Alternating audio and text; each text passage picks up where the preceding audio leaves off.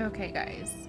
So I have been working on something that I hope is going to help a lot of people understand what my brain, my heart, and my soul understands now.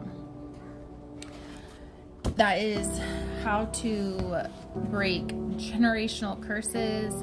That is how to be genuinely happy, how to find your purpose, and how to have the guts to live it out. Disclaimer: when you're working on all this stuff, most of the time it gets harder before it gets easier. And to me, the main thing is like there's a battle between good and evil. And if there is evil around you that you don't recognize, you never would have thought in a million years, you will still be separated from it. And so going on this journey sometimes brings all that up. That's a promise. So I want to show you this graph I made, okay? I'm going to go through my different traumas because everybody has something. Every single person in this world has something that has hurt them, devastated them, shook them, all the things, right? Okay, so, and some people are born into families that have more than others or deal with things the wrong way. And so that's kind of the generational curse breaker part of it. But lots of good, normal, happy, healthy people and loving families have trauma. So anyway, I don't know exactly how I'm going to show this. I've been protecting this too, by the way. It's very near and dear. Anyway, I'm going to show you slowly.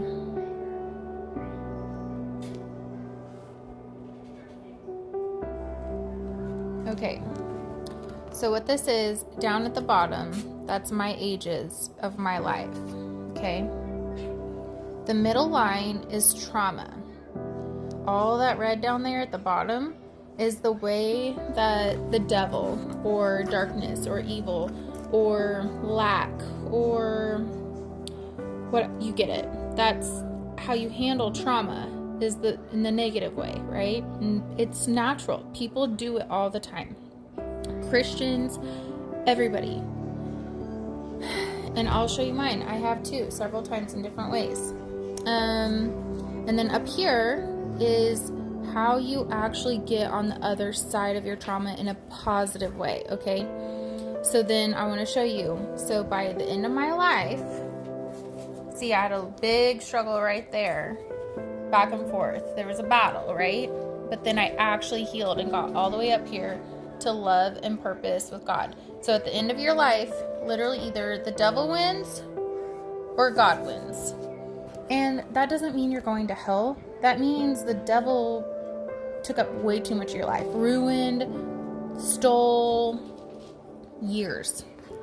And I am here to help break it down and try to hopefully get some people awake up in here to understand why being selfish, why handling things in a way that only benefits you is the devil. It literally is. Okay, so look. So this is just a couple examples. I even had more traumas that I couldn't even fit on here. Okay, like it's crazy. I got hit by a car. Okay, you're born way up here, right? I wasn't living my purpose, but all I knew was love because I just came straight from heaven, just like all babies.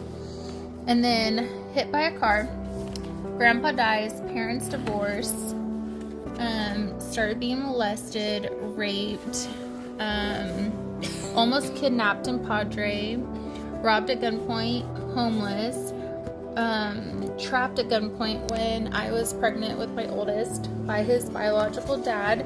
And he locked us in an apartment for a couple of days, wrote suicide notes, everything.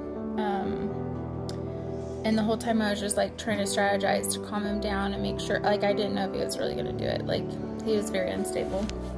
And then he started stalking me once I got out of that house, like literally finding me when I would work new jobs, and I wouldn't tell him where I was at. And he'd literally like roll up, like block me off when I'm walking or something, and try to shove me in a vehicle. So I went through that for months, like 6 months, I think, if not a little longer. And then I was doing really good, maybe not dealing with things the right way. I think mostly that was like when I was like learning to paint, doing stuff. I was like, it's up here. Like I was motivated, right? But that doesn't mean I was generous, faith, love, purpose. It's kind of like I got above aware, understanding. I didn't really heal. So you can hop up here because I wanted to be up here with God and deal with it that way. Like, especially once I knew and I had a couple testimonies, like I wanted to get back up there, but the devil could still rip me back down, right? So what happened is I was attacked in an emotional way, in a way that I was not expecting, and it rocked my world. That is when I started going to therapy. It's like I could survive all the gun stuff, all this stuff, but then when you let people in and you expect them to love you and just treat you a certain way, and they literally deny that to your face when you're completely devastated, I was lost. I was completely lost. And so that shook my world. That got me all the way back down here to hopeless. And that is where the devil would love to have me. But I shot back up, something else would happen and God would like work on me and I would come back up there. And then, so then I got, what else was it? Oh, that one was, okay. And so then it happened again with the same group of people in a way bigger way, in a way bigger, like more public way. And that really devastated me again. Like, then you're like, okay, like, what's wrong with me? Why am I in this situation? Like, I've got to be the problem. So I went to counseling and I just found out some people are triggered by your goodness. Some people, because I would ask them, and I have all the text messages and everything, but I would ask them, what did I do? Like, what is so bad? And guys, right here, I'm going to go ahead and vent about this part. They treated me so bad, so bad. And then at one point, somebody asked me years after the events if I wanted to know what it was all about, because I had no idea what I did that was so bad. This individual with complete confidence looked me in the eyes and said, we were mad because someone said you were trying to be prettier than me. That was probably my first like eye opener to like, how in the world was I upset about that? Like, and that is when I learned what gaslighting is. Hard lesson. Okay. Even you love people, you love them, but if they gaslight you, don't care if you're hurt, they don't love you. They don't know how to love you. They love themselves and they're hurt. And so they can't love you because they don't love themselves. But anyway, that's when I actually started healing. So in the order over here, you can see like I finally started climbing this, right? Is aware, understand, heal, hope, motivated, generous, faith, love, and then purpose. And that is where I am at this very top, and I plan on staying. So you see, I don't want to entertain any of this other stuff anymore. And the thing is the ways down here that other people handle things, you see all day, every day. All day, every day. But listen, those are the lies of the devil, like whispering in your ears saying it's okay. Hey, it's okay. It's just a little lie. It's just, but it benefits you. It's just whatever, right? And then you get sad, and then you have anxiety, and then distrust. You know why you don't trust? Because you're not trustable or trustworthy. Then there's greed. Then there's lust. Then there's judge. And then there's hopeless. And then hate. And then straight up evil.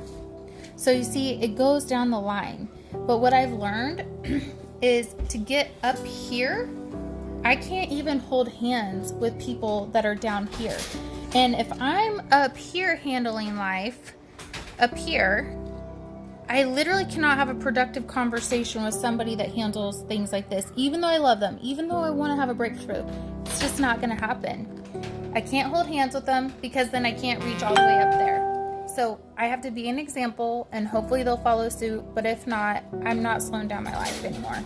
Anyway, I love you. I know that's a lot, and I intend to do way more with this graph too. I'm really excited to let this help other people kind of sort out their life with a visual. Anyway, talk to you guys later. Love you. Bye.